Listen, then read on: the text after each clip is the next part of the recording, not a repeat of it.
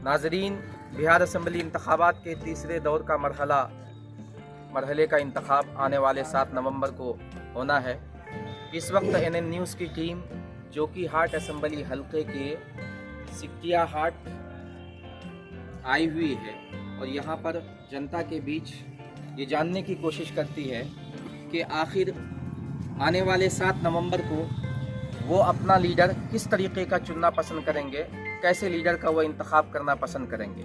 जोकी हाट असम्बली हलका चूँकि मुस्लिम अक्सरियती हलका है और यहाँ पर तकरीबन 78% यानी 78% मुस्लिम राय दहिंदगान रहते हैं और इस नज़रिए के एतबार से आज़ादी के बाद से लेकर अब तक हर वक्त और हमेशा हर असम्बली इंतखाब में यहाँ से मुस्लिम नुमाइंदगान जो है चुनकर असम्बली तक पहुँचते रहे हैं। और इस मरतबा जोकी हाट असम्बली हलके से महागठबंधन ने यानी राजद ने अपना उम्मीदवार बिहार के साबिक रियासती वजीर जनाब सरफराज आलम साहब को बनाया है। वहीं पर MIM ने कुल हिंद मजलिस इत्तेहादुल मुस्लिमीन ने सरफराज आलम साहब के छोटे भाई जनाब शाहनवाज आलम साहब को अपना उम्मीदवार बनाया है और शाहनवाज आलम साहब यहाँ के मौजूदा MLA भी हैं और उन्होंने 2018 के ज़िमनी इंतखाब में 81,000 वोट हासिल करके कामयाबी हासिल की थी और वो राजद के टिकट पर यहाँ से मुंतखब होकर गए थे। लेकिन इस मरतबा 2020 के असम्बली इंतखाब में अचानक उनका टिकट कटने की वजह से यहाँ के लोगों में ज़बरदस्त गम और गुस्से की लहर पाई गई और लोगों ने उनसे बज़िद होकर ये कहा कि आप चुनावी मैदान में उतरें, आप इंतखाबी मैदान में आएँ।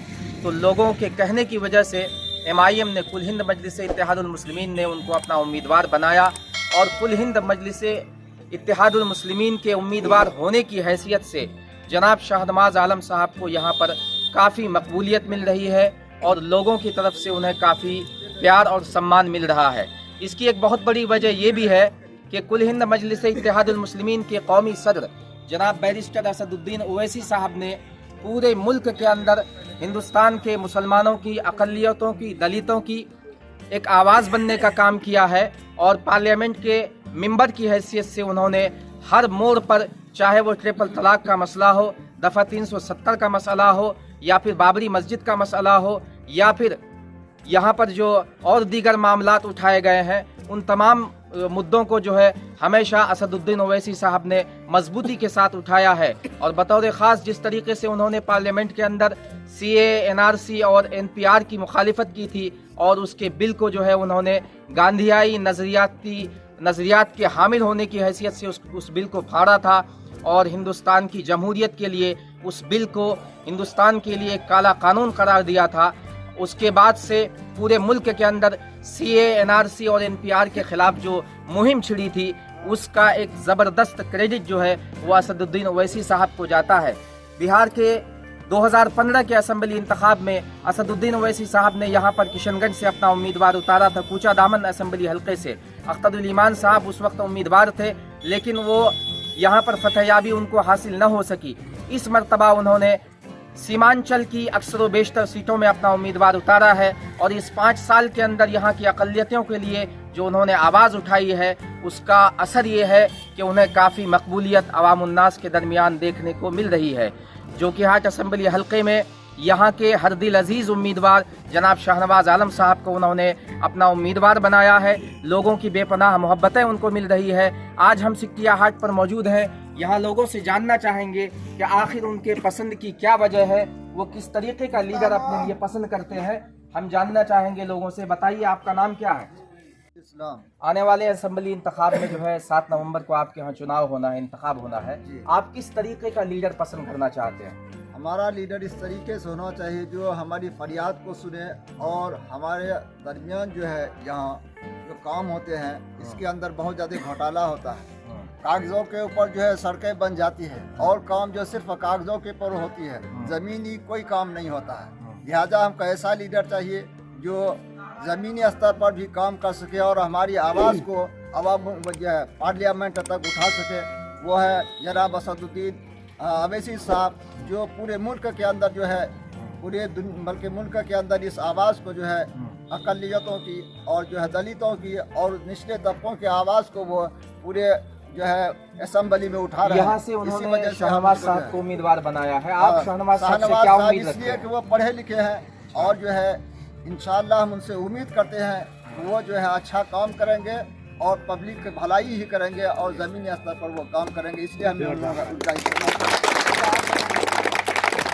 के अंदर करप्शन का माहौल है। ब्लॉक के अंदर लोग जाते हैं, बहुत सारी चीज़ों पे जो है रिश्वत देना पड़ता है।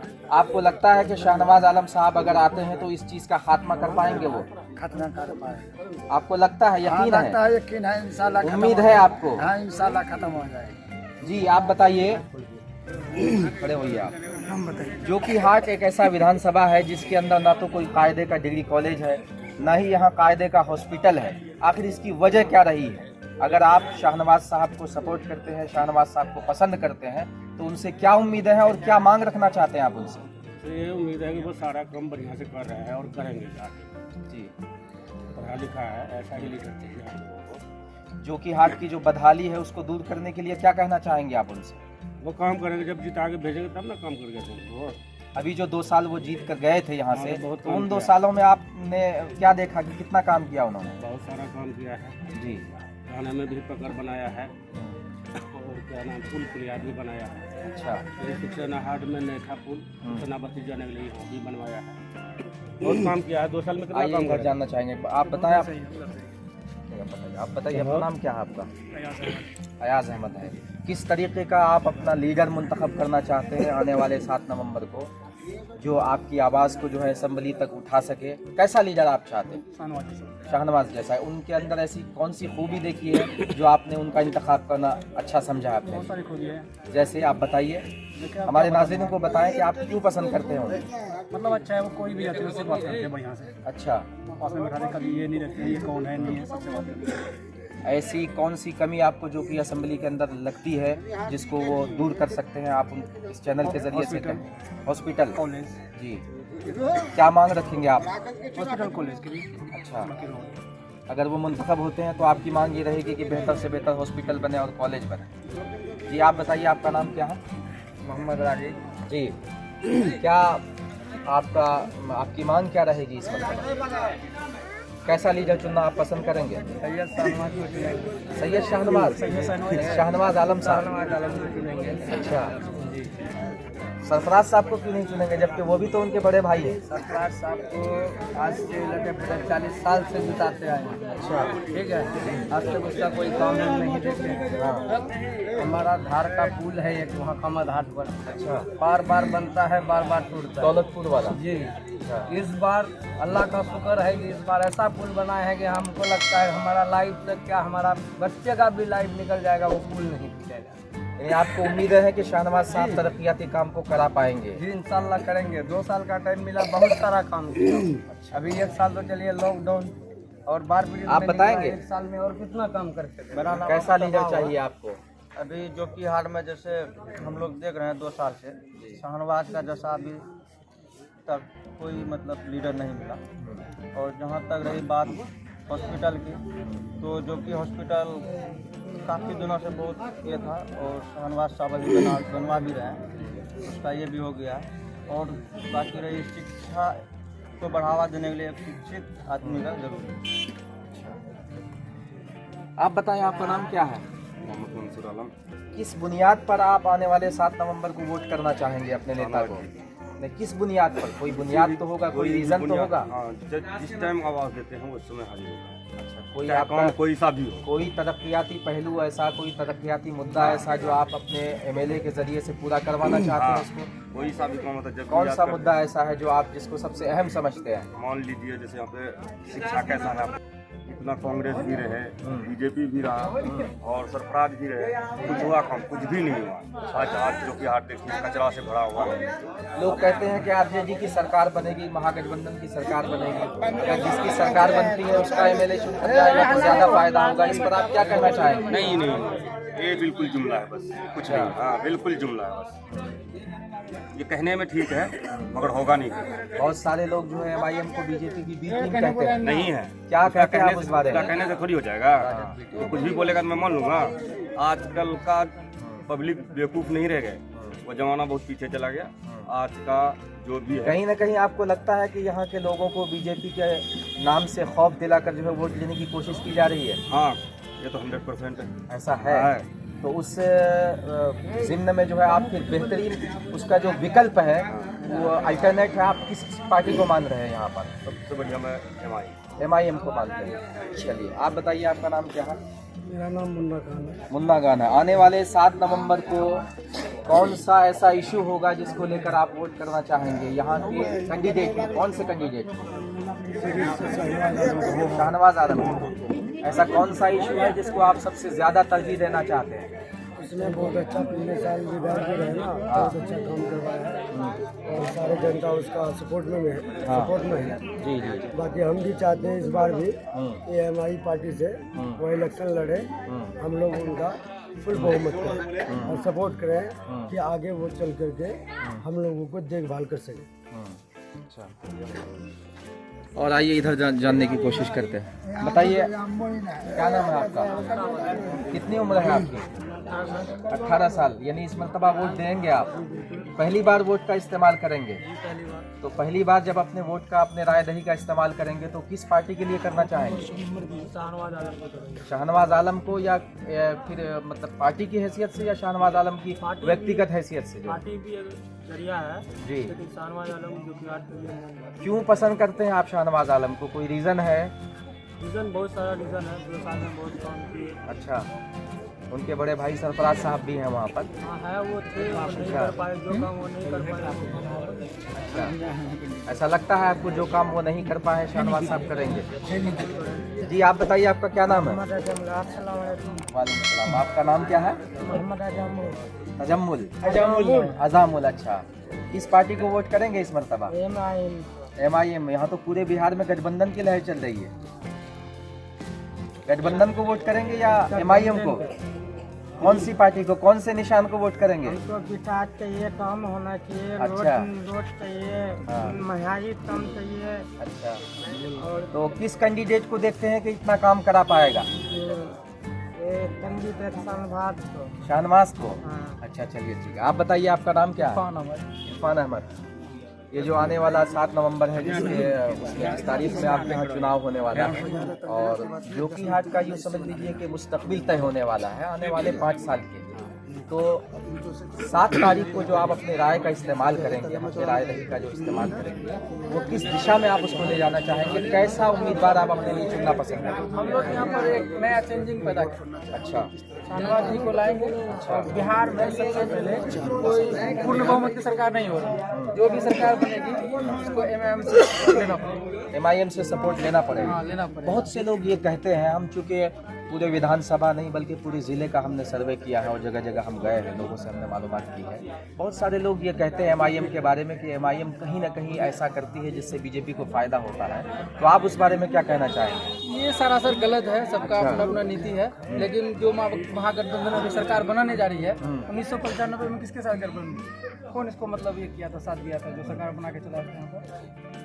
बीजेपी थी ना। आप एक युवा हैं और युवा होने की हैसियत से जो कि असेंबली हल्के चुनावी के, मुद्दा है बस। जो कि असेंबली हल्के के युवाओं को आप अपनी तरफ से क्या पैगाम देना चाहेंगे हमारे चैनल के हम जरिए से? सभी युवाओं को एकजुट करके एक यूनियन बनाना चाहते हैं अच्छा, और सभी को एक साथ अपना भविष्य जो तय करना है। इस देश का जो हालात है, NRC, CAA और बहुत सारा मुद्दा है यहाँ पर। जी। क्या कहते हैं, अभी जो यहाँ पर क्या हुआ था, यूपी में 3 गो लड़का, नहीं वो तो रेप हुआ था। यूपी में 3 गो लड़का का बिना बिल्कुल शक के बुनियाद पर उठा के लेके चले गया, UAPA लगा दिया गया उनके ऊपर।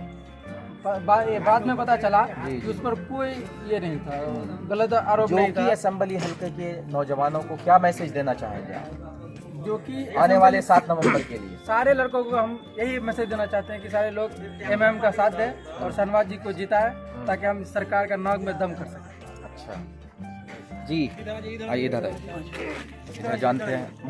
तो आप बताइए, क्या नाम है आपका? कौन से उम्मीदवार को चुनना पसंद करेंगे आप? जो तालीम याफ्ता और जो किसानों की आवाज़ को असेंबली में उठा सके। अच्छा, किसको, कौन सा ऐसा उम्मीदवार है जो आपकी पसंद है? उम्मीदवार कोई भी ऐसा उम्मीदवार है नहीं, यहाँ पर 2-4 उम्मीदवार तो ऐसे हैं ना जो नज़रों के सामने झलक रहे हैं, तो उसमें से किसके लिए आपका वोट जाएगा? पतंग छाप पे जाएगा। अच्छा जी, बताइए आप में से किसी को कुछ कहना है? हाँ बताइए, क्या नाम है आपका?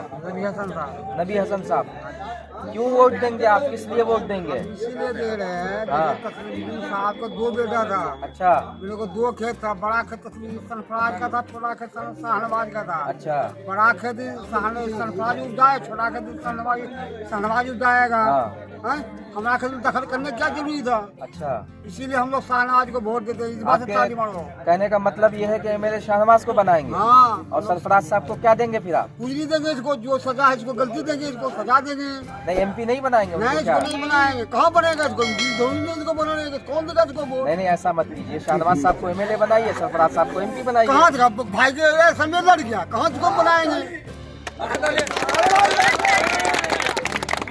बात करते हैं, आइए इधर आइए, इससे बात करते हैं। चाचा साहब हमारे बुजुर्ग हैं, बताइए चाचा, क्या पैगाम है आपका 7 नवंबर के लिए? कैसा आप अपने लिए नेता चुनना पसंद करेंगे?